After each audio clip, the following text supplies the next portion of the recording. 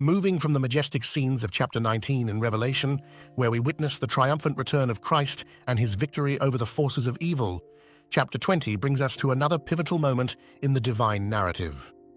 This chapter introduces us to the thousand-year reign of Christ and the final defeat of Satan, encapsulating the hope and culmination of God's redemptive plan. Chapter 20 opens with an angel coming down from heaven, holding the key to the bottomless pit and a great chain. He seizes the dragon, that serpent of old, who is the devil and Satan, and binds him for 1,000 years. This binding of Satan marks a significant shift in the spiritual battle, signifying a period of peace and righteousness under Christ's rule. The imagery here is powerful, depicting the limitation of evil and the establishment of God's kingdom on earth. The chapter then describes the reign of Christ with his saints for 1,000 years. This millennium reign is a time of righteousness and peace, a stark contrast to the turmoil and deception that characterize the world under Satan's influence. It's a period where Christ's authority and justice are fully manifested, offering a glimpse of the world as it was meant to be, governed by the principles of God's kingdom. However, this chapter also reminds us that this period of peace is not the end. After the 1,000 years, Satan will be released for a short time.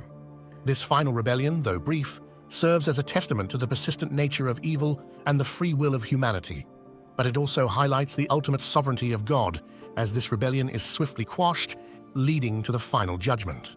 The chapter concludes with the Great White Throne judgment, where the dead, great and small, stand before God and the books are opened. This is a moment of accountability, where every person is judged according to their works. The message here is clear. There is an ultimate moral reckoning, and every action and decision has eternal significance. Applying this chapter to our lives, it's a reminder of the temporary nature of evil and the enduring triumph of God's kingdom.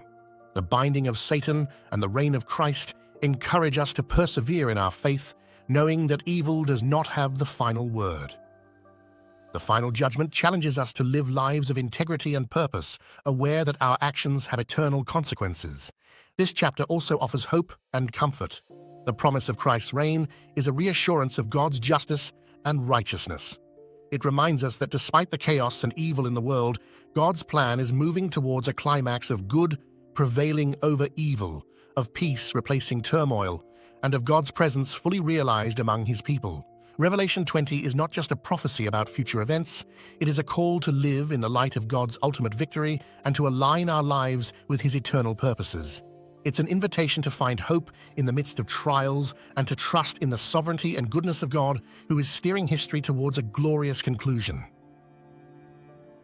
Thank you all for tuning in and being a part of our community here at Gospel Illuminations.